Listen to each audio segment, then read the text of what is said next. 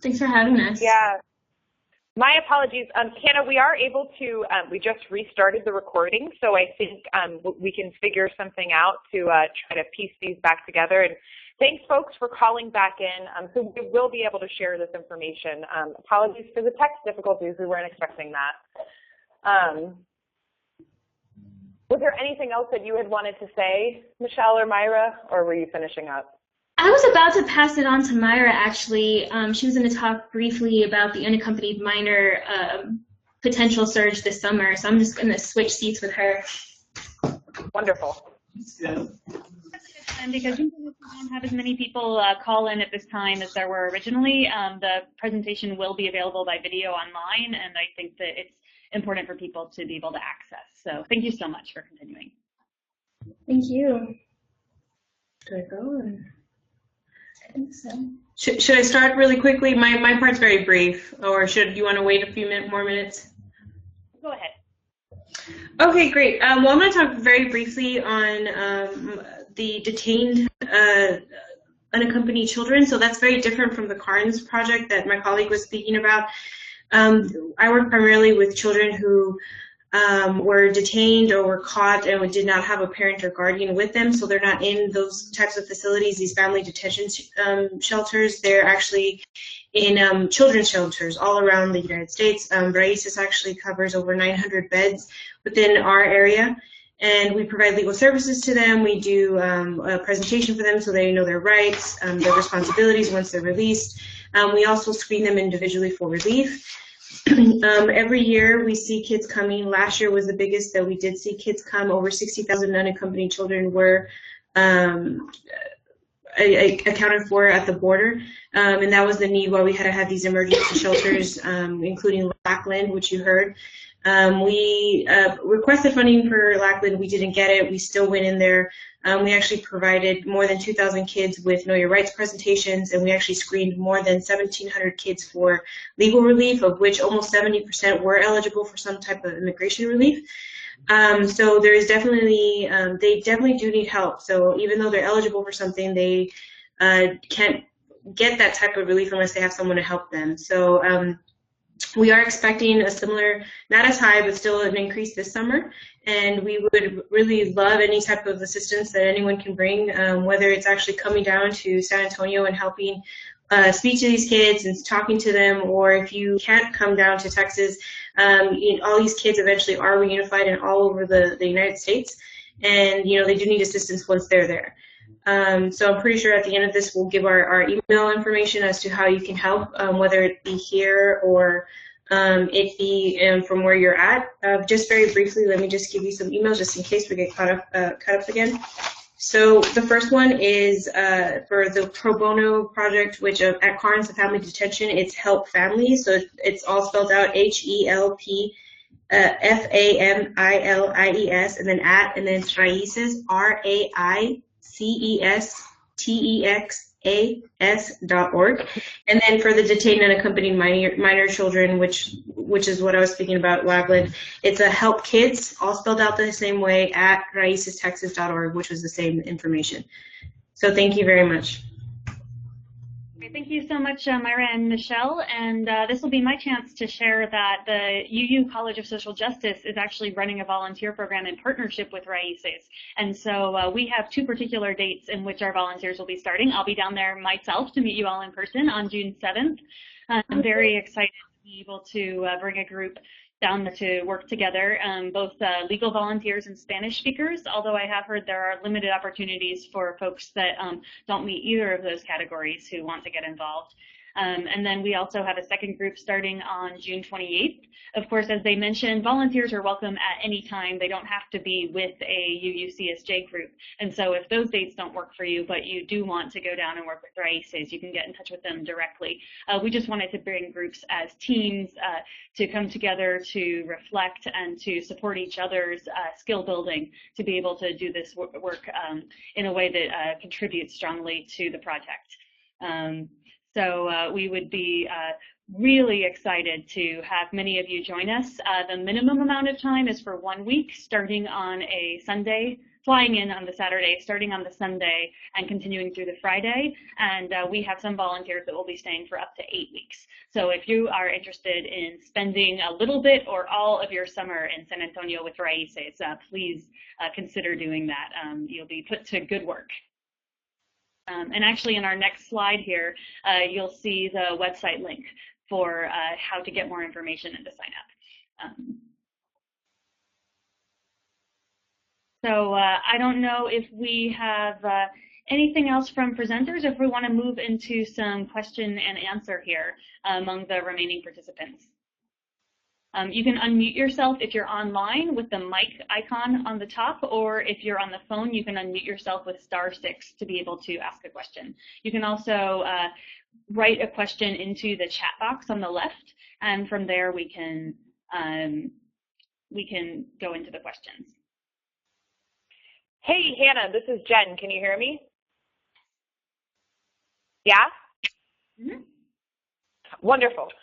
So I'm wondering, as we wait for folks who may have questions, maybe we could talk a little bit about Arturo Hernandez, who today is not only the day that folks are sort of recognizing 5 years of disobedience in Arizona, of civil disobedience against SB 1070 in Arizona, but today also marks 6 months that Arturo Hernandez has been in sanctuary at the First Unitarian Congregation in Denver.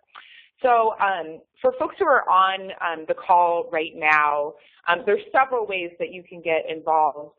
And I think one really very timely way that you can sort of take action is to call ICE today.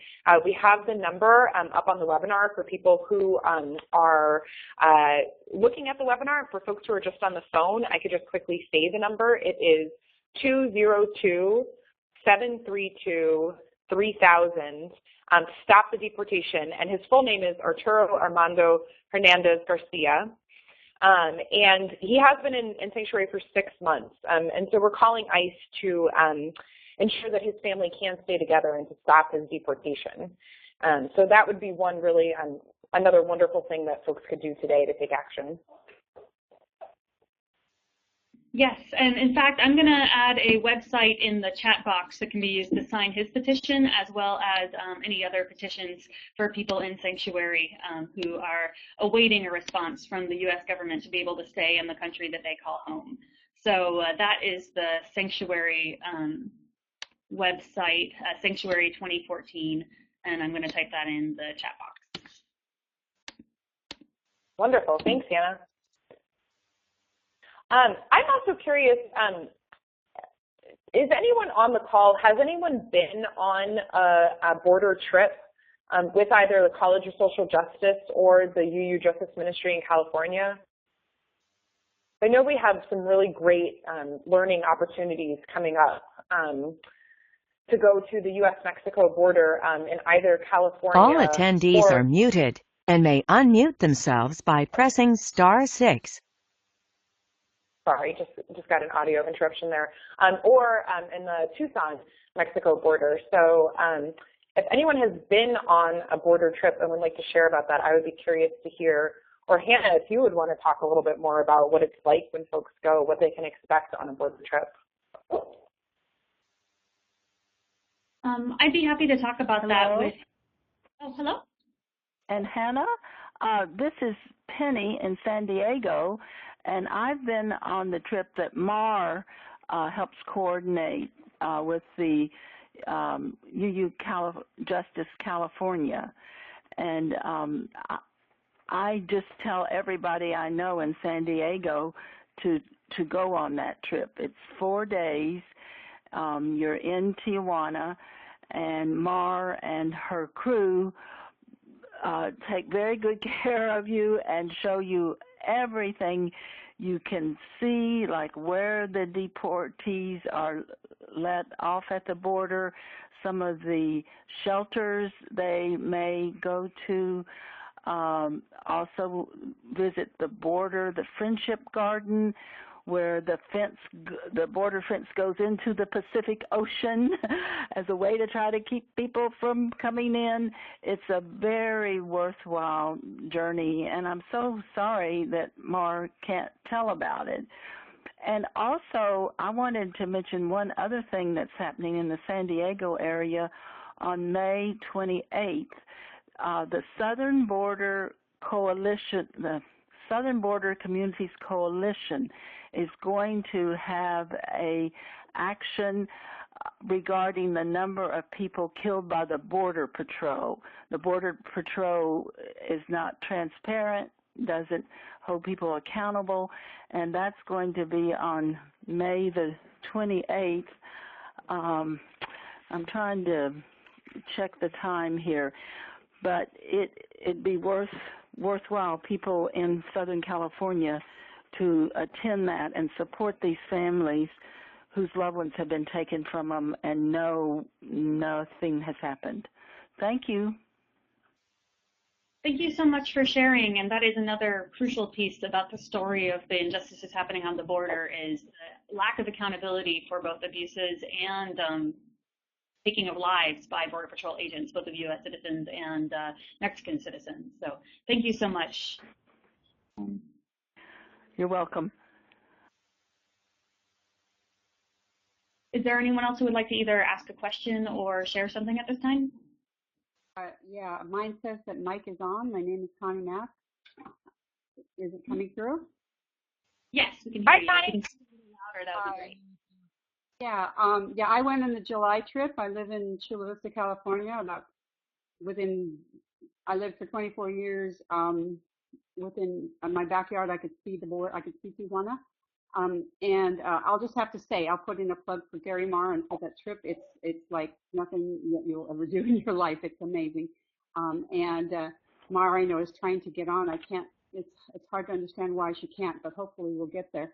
But the GaryMar is a very large facility that Mar basically designed, and she supervised the building of it. It sleeps 16, and it's a great, I mean, just in terms of an inspirational place for a retreat. And then Mar has lived in Tijuana and knows so many people in Tijuana over the years, and especially the years she was having GaryMar built, that the kind of experience that she can give is one that it would be hard to get anywhere else, because she knows people at all levels of life all around the city of Tijuana.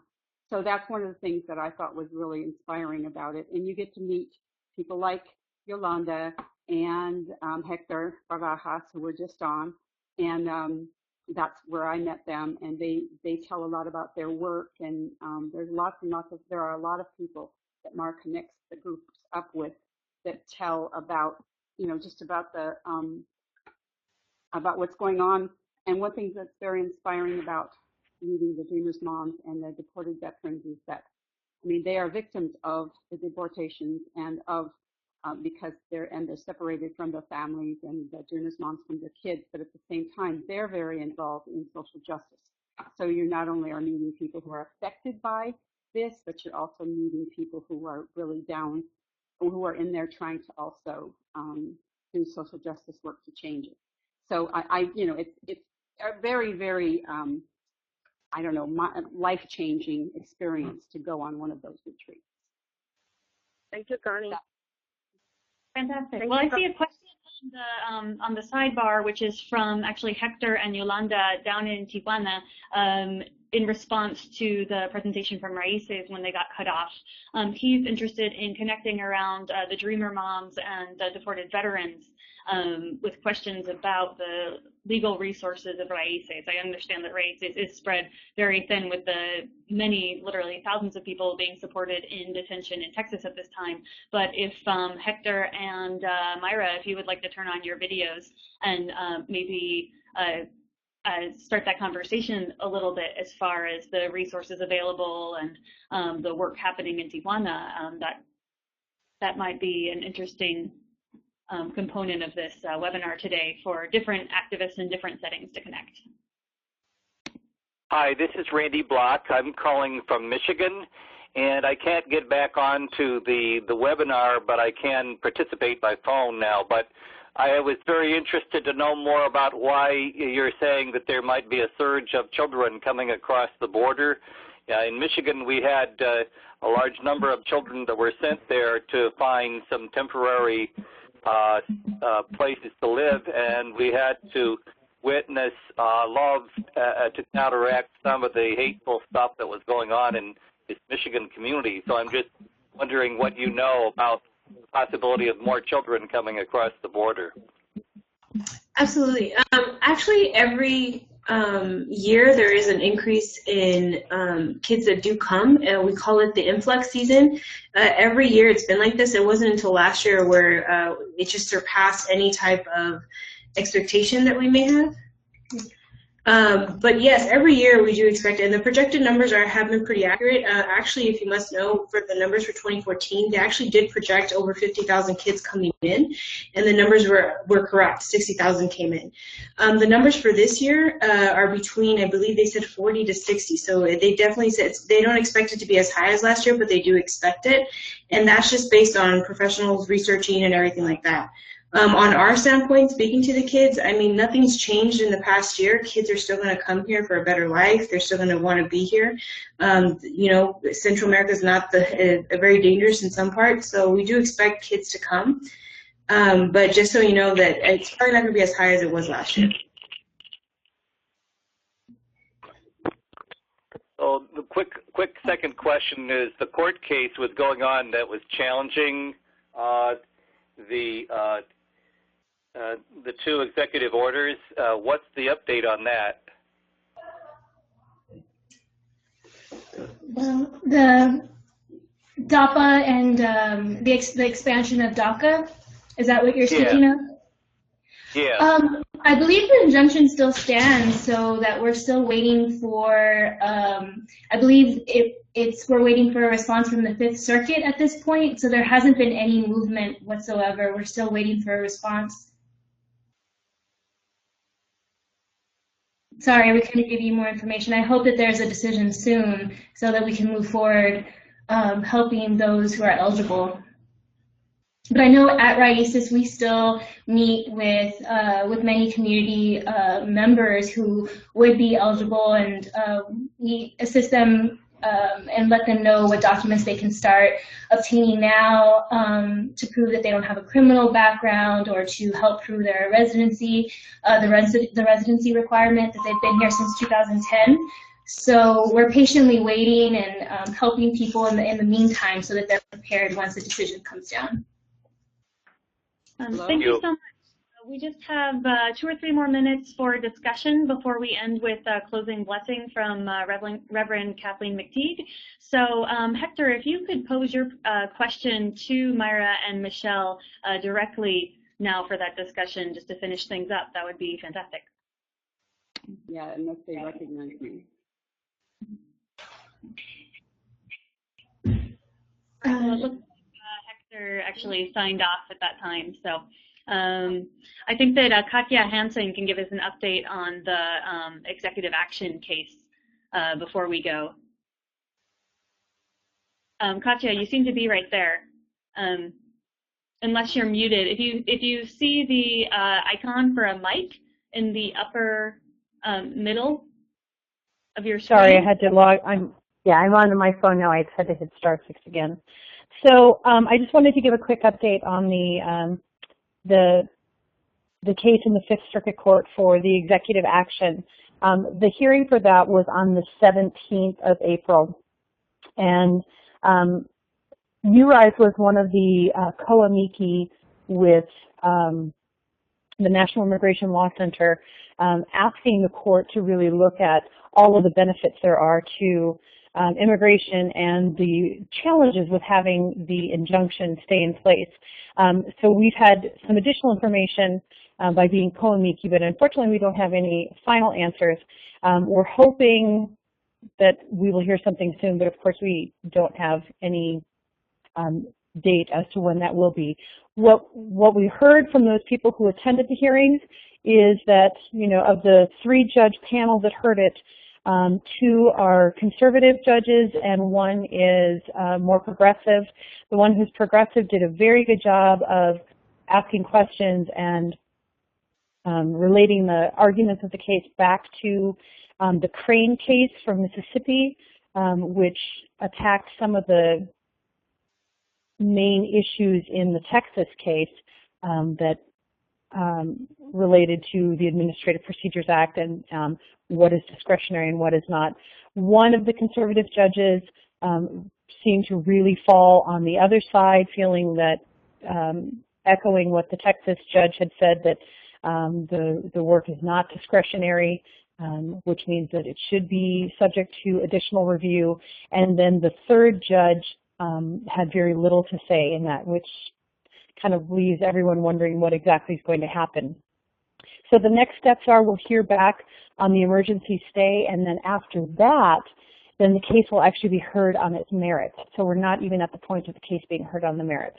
The best case scenario that we could have right now is that the emergency stay is granted, which means the injunction would be lifted and we could move forward with expanded DACA and implementing DACA.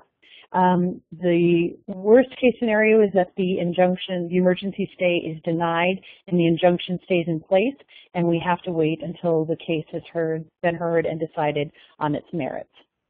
So as they were saying at RAICES, the most important thing that we can do right now is make sure that people have access to accurate information, that people are continuing to prepare, that people who have questions about their immigration history, particularly if they have any criminal records, and I'm talking about even potentially unpaid parking tickets, unpaid traffic tickets, things like this, that they are talking to nonprofit immigration organizations or trusted private immigration attorneys, and to determine what impact this may or may not have as they're gathering all the information in the process of being able to prove their continuous presence in the United States since January 1st of 2010.